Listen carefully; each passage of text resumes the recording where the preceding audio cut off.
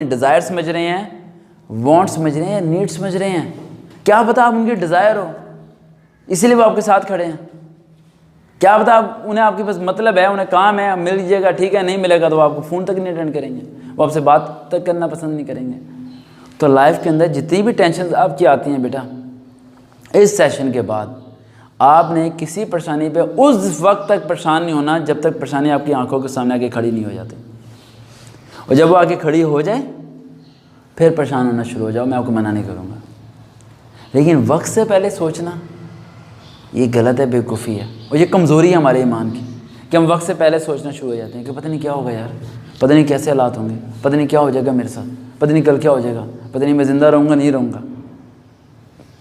आपके इर्द गिर्द के जो लोग हैं ना, वो आपको साइको पेशेंट बनाना चाह रहे हैं, और ऐसा साइको पेशेंट बना दिया गया है।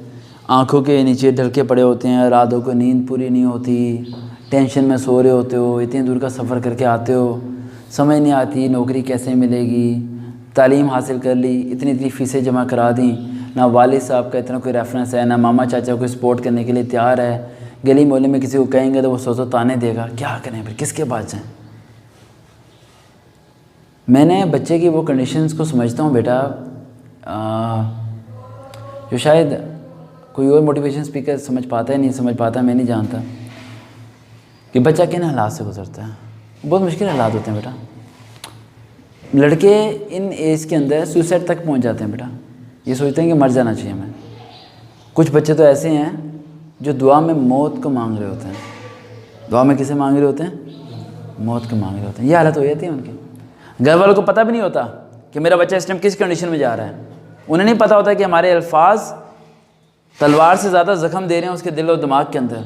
अरे वो कोशिश कर रहा है यार, वो कौन सा सिगरेट पीता है, कौन सा छालिया खाता है, कौन सा आवारागर्दी करता है, कोशिश कर रहा है, रोज़ाना निकलता है, जाता है, कुछ ना कुछ करता है, अब उसके इख्तियार में नहीं आ रहा तो वो क्या करे, बेबस हो गया वो।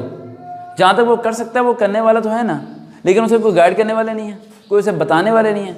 सिर्फ ये सारी सूरत-ए-हाल देखने के बाद मैंने फिर इस खुद को डिसाइड किया 2013 में कि यार इन सब बच्चों के साथ मुझे खड़ा होना चाहिए। इन सब बच्चों के साथ मुझे खड़ा होना चाहिए। जैसे हम कोई और कॉल हो तो अटेंड कर लेना, आप ही अटेंड करें, अगर एड्रेस पूछे तो बताते रहें। तो हमें इन सब चीज़ों के साथ मेरी खड़ा होना मजबूरी बन गई है। मैंने 2013 से जब इन सब चीज़ों को एनालाइज़ किया और मैंने ये चीज़ देखी, मैंने कहा यार, क्या नाम है आपका? उसामा इतनी दूर से मेरे पास आ रहा है। उसामा का ना तो मैं रिलेटिव हूँ, ना ही मैं इसका रिश्तेदार हूँ, लेकिन एक उम्मीद लेके आ रहा है मेरे पास। तो उसामा को सिर्फ कंधे पे हाथ रख के मैं ये कह दूंगा ना, बेटा इस कंपनी चला जा, मैं फ़ोन कर रहा हूँ, जॉब मिल जाएगी, उसामा चला जाएगा। और अगर उसामा को मेरे फ़ोन करने से जॉब मिल जाती है तो मैं तो शायद उसामा को याद रखूँ ना रखूँ, क्योंकि मेरी ज़िंदगी में तो हज़ारों उसामा होंगे, लेकिन ये हम हर नमाज में दुआ में याद रखेगा, ये मुझे भूलेगा नहीं। तो इसलिए मैं कहता हूँ कि हर चीज़ पैसा नहीं होती।